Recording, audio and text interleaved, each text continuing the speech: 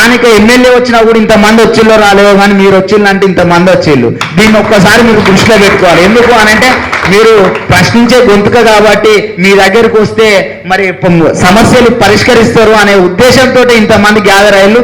దీన్ని ప్రత్యేకంగా మీరు దృష్టిలో పెట్టుకోని అన్న, అవసరమైతే మీరు మార్నింగ్ న్యూస్ లో కూడా కాకతీయ యూనివర్సిటీ గురించి చెప్పాల్సిన పరిస్థితి ఉన్నది.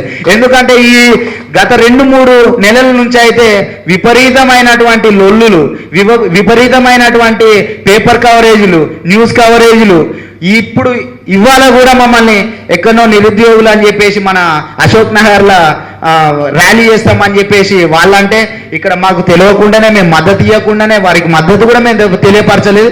4, 3:30, 4, 5 ప్రాంతాలను వచ్చి తీసుకొని పోయారు. మల్లన్నతోడు మేము ఎక్కువసేపు ఉంటే మల్లన్నూరుకత్తడు అని అంటే అప్పటికప్పుడు మరి వదిలిపెట్టడం జరిగింది. ఇగో ఇలాంటి వ్యవహారం జరుగుతుందన్న. ఇంటర్సెప్టార్ ఇళ్ళనే ఉంటారు కానీ పక్కనే ఉంటారు, వాళ్ళు మాత్రం పట్టించుకునే పరిస్థితి ఉండదు. వాళ్ళని ఎందుకు రానిస్తాలో తెలియదు.